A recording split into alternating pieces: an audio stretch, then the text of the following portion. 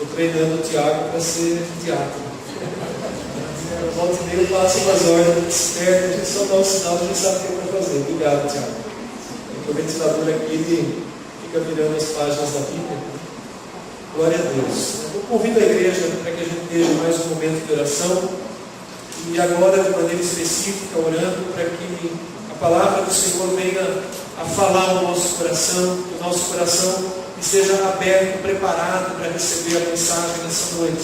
Então, ore por você agora. Amém? Pai, eu rendo graças a Ti por tudo aquilo que o Senhor já operou nessa noite, pelo momento precioso de louvor, de adoração, pelas bênçãos derramadas de cura, de momento de clamor, de intercessão, e também, ó Pai, por esse momento que nós compartilharemos a Tua palavra. Pai, eu peço que o Senhor me use segundo o Teu propósito, me capacite a transmitir a Tua palavra, e prepare também o coração de cada um que entrou nesse templo nessa noite, para receber essa palavra. Que as nossas mentes sejam voltadas para a Tua palavra, que nada venha causar distração e roubar essa preciosa semente que o Senhor tem para nós. Assim eu oro, Pai, em nome do Teu Filho Jesus Cristo. Amém e glória a Deus. O tema da mensagem é voltando às antigas veredas, aos antigos caminhos. Eu quero convidar a amada igreja a abrir a palavra do Senhor no livro de Juízes, capítulo 2, e nós vamos ler dos versículos 6 ao 11. Juízes, capítulo 2, dos 6 ao 11. Havendo Josué despedido o povo, foram-se os filhos de Israel, cada um a sua herança, para a possuírem a terra. Serviu o povo ao Senhor todos os dias de Josué, e todos os dias dos anciãos que ainda sobreviveram por muito tempo depois de Josué, e que viram todas as grandes obras feitas pelo Senhor a Israel. Faleceu Josué, filho de Nun, servo do Senhor, com a idade de 110 anos. Sepultaram-no no limite da sua herança em Timnat-Heres, na região montanhosa de Efraim, ao norte do monte Gaás. Foi também congregada a seus pais toda aquela geração, e outra geração após eles se levantou, que não conhecia o Senhor, nem tampouco as obras que fizera a Israel. Então fizeram os filhos de Israel o que era mal perante o Senhor, pois serviram aos Baalins. Amém? Por enquanto só esse trecho. O livro de Juízes, ele narra um dos períodos mais tristes da história do povo de Israel. É uma sucessão de períodos de escravidão com alguns intervalos de paz. E mesmo alguns juízes que foram levantados para dirigir o povo, eles eram também limitados no seu relacionamento com Deus. Alguns dos melhores juízes apresentaram falhas de caráter. E nós podemos ver, por exemplo, o próprio Sansão, que julgou Israel por 20 anos, né? E teve uma vida que refletia o caráter da própria nação, envolvido na sensualidade, profanou várias vezes o seu ministério. Ainda que Deus o honrou, né? Nós vemos, por exemplo, na vida de Sansão altos e baixos, né? Refletia o que estava acontecendo com a nação de Israel. Jefité, por exemplo, não confiou totalmente em Deus, fez um voto louco e acabou comprometendo a vida da sua única filha, que foi sacrificada no holocausto. Gideão terminou fazendo para si uma escola sacerdotal e se entregando ao pecado do orgulho. Então nós vemos no livro de Juízes, né, muitas situações em que até mesmo, né, os melhores juízes apresentaram falhas no seu caráter. Então foi um período terrível da história de Israel, onde o povo vivia mais tempo escravizado debaixo do poder do inimigo do que sob a liderança de alguém que Deus levantava. Foi um período que cabe a nós como exemplo. A marca mais evidente daquele período é é que eles não tinham um coração completo voltado a Deus. O coração do povo era um coração profanado, era um coração de ânimo dobre, que ora se voltava a Deus e ora se voltava à idolatria. Então, quando nós olhamos para os exemplos do livro de Juízes, nós temos que ter esse quadro em nossa mente. Um período triste da história do povo de Israel, cheio de altos e baixos, muito mais baixos do que altos, né? Um período onde o povo passou por escravidão, um período onde o povo se rebelou contra Deus, né? E nós vemos nesse texto que acabamos de ler, quando que começou essa situação? Por que que aquele povo que foi liberto da escravidão do Egito, com a mão poderosa de Deus, aquele povo que esteve debaixo da liderança de Moisés, aquele povo que recebeu depois a liderança de Josué, um povo que viu milagres extraordinários que Deus operou no meio deles, por que esse povo chegou ao ponto de transgredir de tal maneira e se afastar do caminho de Deus? Quando nós olhamos para essa situação, nós trazemos para a situação da igreja atual, da situação da humanidade, uma humanidade distante do caminho de Deus. O texto principal dessa passagem que nós lemos é o versículo de número 10, amados. O versículo de número 10 que diz assim, que se levantou uma geração que não conhecia o Senhor, e nem tampouco as obras que ele fizera. Olha que terrível. A geração de Josué havia passado. Josué havia morrido com 110 anos. Os anciãos, os cabeças do povo, também foram ficando velhos, morrendo. E aí aquela geração também morreu, e se levantou uma geração nova, que tragicamente não conhecia a Deus. É isso que nós temos vivido nos dias de hoje. Nós vivemos no meio de uma geração que não conhece a Deus. A igreja está envolvida em meio a essa geração. Nós somos minoria no meio dessa geração que não conhece a Deus. E não precisa ir muito longe para você constatar esse fato. Basta você pegar os jornais e começar a ler, ou assistir as matérias na televisão. Fatos que nunca aconteceram, de quando começou a se registrar a violência, estão acontecendo. Esse pai e essa madrasta que tramaram a morte do filho, o próprio pai, um homem instruído, um médico, tramando a morte do seu próprio filho, para receber uma herança, um seguro. Amados, aonde nós vamos parar? Aonde vai chegar esse nível de maldade, de profanação? Eu tenho dito que nós estamos vivendo os últimos dias, e a igreja está inserida no meio de uma geração má, adúltera, profana. Se eu fosse narrar aqui algumas coisas que o meu filho compartilhou, o que aconteceu na faculdade nesse período inicial, os trotes que aconteceram ali, e a reação da maioria daqueles jovens que estão ali numa faculdade, talvez causasse escândalo e coisas indecorosas que eu não ouso contar, falar de público, mas aconteceram no meio de uma juventude, de uma mocidade que não tem noção de quem é Deus, não há temor de Deus no coração deles. E não é só lá, amados, não precisamos ir longe.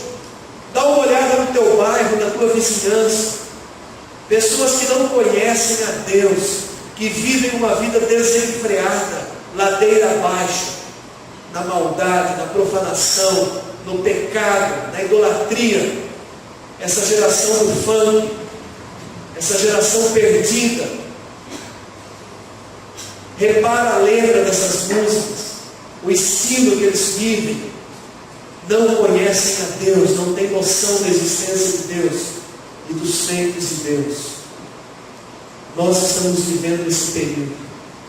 E quando nós olhamos aqui para a palavra de Deus, para o livro de Juízes, aonde foi que começou esse grande erro? Quando que esse povo começou a se profanar? Josué chegou no momento da sua vida em que ele chama o povo, e ele reúne os líderes do povo, os anciãos, os príncipes de cada tribo de Israel, e ele chega a dizer assim: olha, escolham hoje a quem vocês querem servir. Se vocês querem servir aos deuses dos amorreus, dos heveus e outros deuses, os deuses desse povo que vocês estão no meio, ou se vocês querem servir ao Senhor, escolham quem vocês querem servir. Eu e a minha casa decidimos servir ao Senhor. E aí o povo chora, se dobra: não, nós também serviremos o Senhor. Naquela época eles já estavam se profanando, e aquela geração morreu. E não era a pior geração, a pior foi a que eles deixaram, os seus filhos. O grande erro começou quando os pais deixaram de ensinar os bons caminhos, as boas veredas, à geração seguinte, aos seus filhos. Os pais flashearam na educação, não ensinaram mais os caminhos do Senhor, começaram a viver por conta própria. Sabe qual era esse momento? O momento em que eles saíram do deserto e começaram a desfrutar das bênçãos da terra que mana leite e mel, da terra prometida. Quando aquele povo deixou o deserto e cessou o maná e começaram a comer dos frutos daquela terra, dos cachos de uva que precisavam 2 homens para carregar, a abundância, a fartura, uma terra fértil, eles começaram a viver na prosperidade. Foi aí que os pais relaxaram e deixaram de ensinar o caminho do Senhor aos seus filhos. A nossa nação tem experimentado já há alguns anos um período de prosperidade.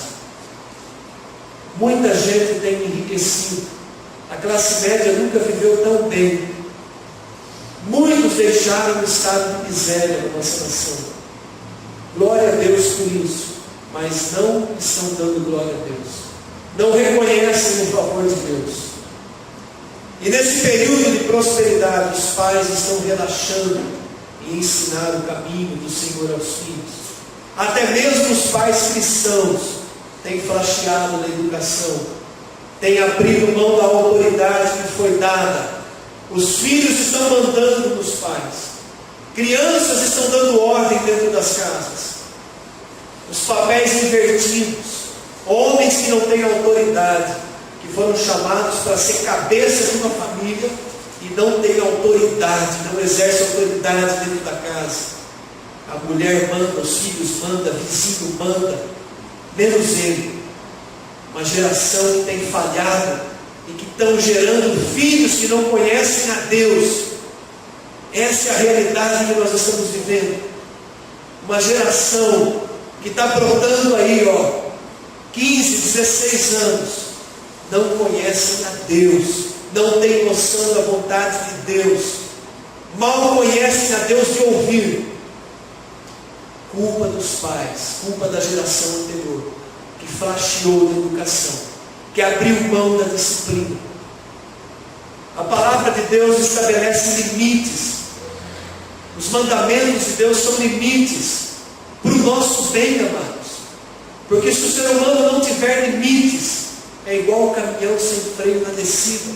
Você vai removendo as cercas, os limites que os pais estabeleceram, e você vai ver em pouco tempo uma geração que não conhece a Deus, uma geração perdida, pervertida. É isso que temos vivido, é isso que está acontecendo ao nosso redor, debaixo dos olhos da igreja. E a igreja tem falhado, porque não tem levado lá fora o conhecimento da palavra de Deus. E muitas vezes tem falhado até dentro da própria casa, porque não tem ensinado aos filhos o conhecimento da palavra de Deus. E aí, quando eles chegarem a certa idade, vai ter muito pai e mãe chorando, porque os filhos estão andando, dando ordem, cantando dentro do seu terreno. Não é mais o galo que canta, é o franguinho, a franguinha cantando, dando ordem dentro da casa. É isso que nós estamos vivendo. E se nós, pais cristãos, não abrirmos os nossos olhos a tempo, nós vamos ser responsáveis por uma geração que não conhece a Deus. Porque muita gente tem sido enganada por falsos mestres. Muita gente tem seguido falsos pastores, entrado pela porta larga, pelo caminho fácil, porque não conhecem a Deus, porque os pais falharam em ensinar a palavra de Deus. Deixa para levar para a igreja a hora que tiver 15 anos. Você vai ver se ele vai querer ficar. Traz desde pequeno, para que ele vá amando esse lugar. Você vai ver como é diferente. A nação de Israel falhou e gerou uma geração que não conhecia Deus. Por isso, seus filhos foram escravizados pelo inimigo. Se tornaram escravos das outras nações, dos povos pagãos, serviram ao inimigo. O que eles plantavam era entregue na mão dos povos inimigos. Já pensou você trabalhar o ano inteiro, o mês inteiro, e a tua colheita ser tomada da tua mão, a tua casa ser invadida e outros morarem? Era isso que aconteceu com o povo de Israel, se tornou escravo, porque a geração falhou em ensinar. Quer ver outra falha que eles fizeram? Deus tinha dado ordem para que eles não se associassem com os povos daquela terra. Quando eles entrassem na terra da sua herança, as 12 tribos de Israel deveriam despojar, tirar do caminho todos os inimigos, e Deus disse que Ele daria a vitória. Ele seria com aquele povo, daria a vitória. E aí então Josué reparte a terra, cada tribo de Israel recebeu uma parte da sua herança. E o que é que eles fizeram? Se você virar um pouquinho a página da sua Bíblia, no capítulo 1 de Juízes, você começa lendo no versículo 19, Juízes 1, 19. Esteve o Senhor com Judá, com a tribo de Judá, e esse despovoou as montanhas, porém não expulsou os moradores do vale. Versículo 21. Porém os filhos de Benjamim não expulsaram os jebuseus que habitavam em Jerusalém. Antes os jebuseus habitam com os filhos de Benjamim em Jerusalém até o dia de hoje. Versículo 27. Manassés não expulsou os habitantes de Bet-Sean, e nem os de Taanac, nem os de Dor, nem os de Ibreão, nem os de Megiddo, pelo que os cananeus lograram permanecer na mesma terra. Versículo 29. Efraim não expulsou os cananeus, antes continuaram com ele em Gezer. Zebulon não expulsou os habitantes de Quitron. Versículo 31. Aser não expulsou os habitantes de Acre, porém os azeritas, versículo 32, continuaram no meio dos cananeus que habitavam na terra, quando não os expulsaram. Naftali não expulsou os habitantes de Bet-Semes, versículo 33, mas continuou no meio dos cananeus. Agora vejam o capítulo 2, versículo 2. Vós, porém, não fareis aliança com os moradores dessa terra. Antes derrubarei os seus altares, contudo, não obedecesse a minha voz. Que é isso que fizesse? Deus mandou expulsar os inimigos. Quando eles entraram na terra prometida, na terra da sua herança, os inimigos tinham que ser expulsos. Não era para abraçar o inimigo, para deixar o inimigo ficar no quintal. Quando nós fomos convertidos ao Senhor Jesus Cristo, quando nós começamos a nossa vida em Cristo, quando nós abandonamos o Egito, nós também temos que jogar fora da nossa casa os inimigos, as coisas do inimigo, as coisas que faziam parte da nossa vida, do passado. Mas não, fomos para Cristo, jogamos algumas coisas e guardamos outras. É algum vício que continua sendo praticado, é algum pecado oculto que ficou ali sendo tratado com carinho. E Deus fala: abandona tudo, lança fora o que é do inimigo. Mas não, permitiu que o inimigo permanecesse na própria casa. E aí o que acontece? Escravidão. Se retém a bênção do Senhor, porque se associou ao inimigo, voltou para trás no vício, voltou para trás no pecado, flasheou, relaxou, converteu-se. Conhece aquela história? O cristão se converte, começa a aprender a vontade de Deus, chega em casa, limpa a casa. Eu lembro nos primeiros anos da nossa conversão, tudo que era referente a qualquer tipo de idolatria, nós jogamos fora. Discos mundanos, música mundana, música que tinha letra que ofendia a Deus, quadros, imagens, bebida, coisas que estavam relacionadas a vícios, era tudo jogado fora, você ia eliminando, limpando tudo. E aí você se torna aquele crente fiel, começa a caminhar com o Senhor, prospera, a vida começa a ir bem, começa a ensinar os filhos. E aí você passa alguns anos, vai amadurecendo, e aí de repente você acha que está firme e começa a abrir pequenas concessões, começa a abrir pequenos espaços, começa a trazer para dentro aquilo que um dia você jogou fora. Foi isso que o povo de Israel fez, deixou os inimigos permanecerem, e quando abriram os olhos já era tarde, porque a casa já tinha caído. Então, amados, quando nós olhamos para a história de Juízes, para a história do povo de Israel, nós temos que trazer isso para a nossa vida. Nós poderemos ser responsáveis por uma geração que não conhece o Senhor. Aquela geração não conhecia Deus. Uma geração perdida na maldade, perdida na idolatria, perdida no pecado, perdida na sensualidade.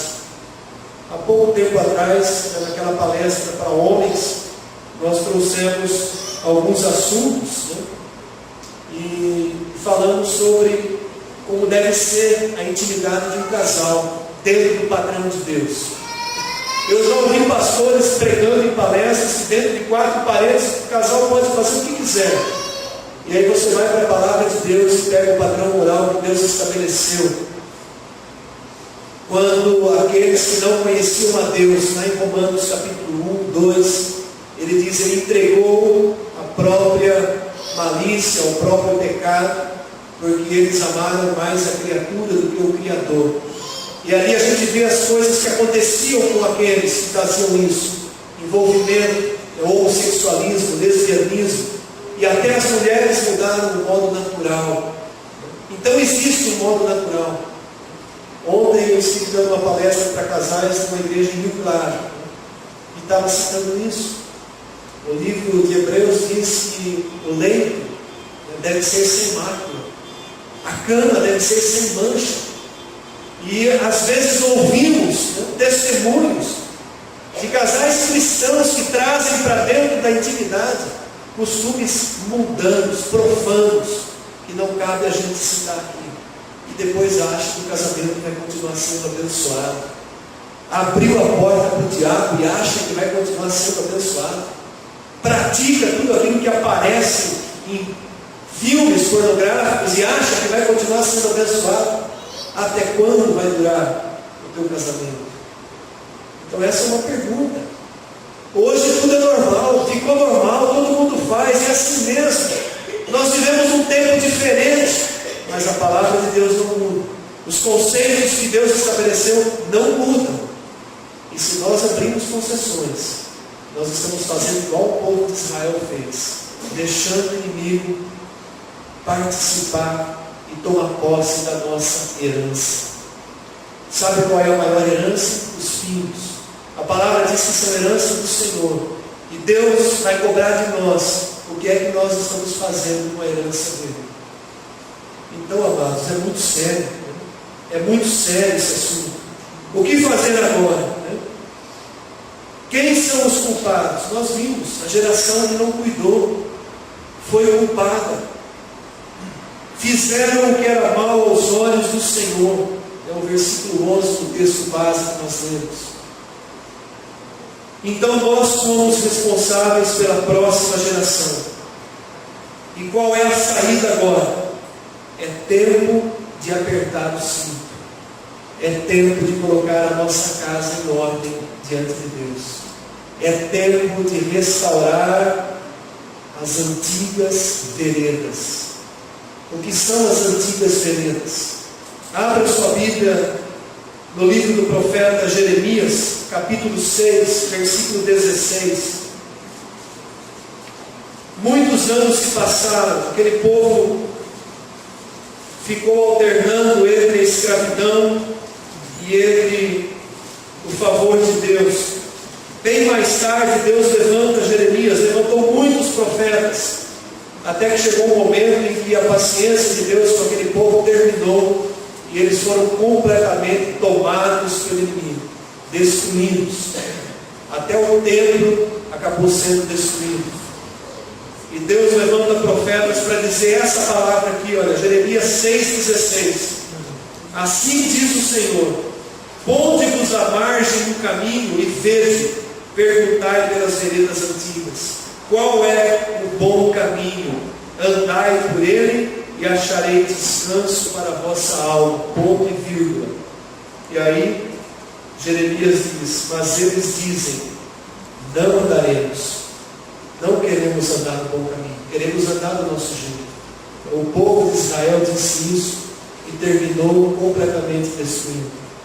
Então cabe a nós hoje voltarmos aos limites que Deus estabeleceu, olharmos para a palavra de Deus e trazer para a nossa vida os princípios, os limites, a cerca que Ele colocou para a nossa proteção. A cerca que o Senhor levantou para a nossa proteção. Para isso que Deus estabeleceu as leis morais, os mandamentos, a lei espiritual. Foi para isso. Ponde-vos à margem do caminho e vede, perguntai pelas veredas antigas. Sabe o que ele está dizendo aqui? Você vai ter que procurar de novo onde estavam os marcos antigos, os limites que Deus tinha colocado. Olha, peraí, era assim. Olha onde eu fui até agora. Eu rompi a marca, eu atravessei a cerca. Eu não estou mais sendo um crente como eu fui no passado, um cristão fiel como eu fui. Eu abri caminhos, eu rompi, abri concessões. E se nós não abrirmos os olhos a tempo, sabe o que acontece? O coração, a consciência vai ficando cauterizada a ponto de achar certo o que é errado e errado o que é certo. O profeta Isaías diz isso. Ai daqueles que ao mal chamam de bem e ao bem chamam de mal. A consciência cauterizada, perdeu a noção do que era certo e do que era errado. Começa a viver uma situação toda invertida, igreja. E aí o profeta diz: volta de novo, busca novamente as veredas antigas, volta novamente para o bom caminho, anda por ele e você vai achar descanso para a vossa alma. Descanso é o que nós mais precisamos. Não descanso físico, descanso para a nossa alma. Sabe o que é descanso da alma? Você andar com consciência tranquila, você colocar a cabeça no seu travesseiro e saber que Deus tem se agradado na sua vida. Descanso para a nossa alma. Então, nós encerramos dizendo, trazendo a nossa consciência a necessidade de voltarmos aos antigos limites, às veredas antigas, ao caminho santo que Deus traçou para que nós andássemos nele. Amém, igreja? Eu quero convidar o nosso ministério de louvor à frente. E nós vamos ter um momento de oração. Não vamos fazer como o povo de Israel fez, não. Não vamos entregar a nossa herança na mão do inimigo, não. Não vamos deixar que se perca a geração que está sob a nossa responsabilidade, não. Nós vamos voltar às veredas antigas. Nós vamos restaurar restaurar aquilo que foi derrubado.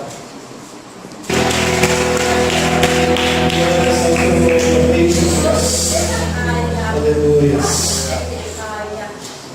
Amém. Vamos levantar as nossas mãos. E a graça e a paz do Senhor Jesus Cristo, o amor do Pai e a comunhão do Espírito Santo permaneça conosco. Amém e glória a Deus. Eu desejo uma semana abençoada. Eu abraço teu irmão, tua irmã. Desejo uma semana de vitória em nome de Jesus.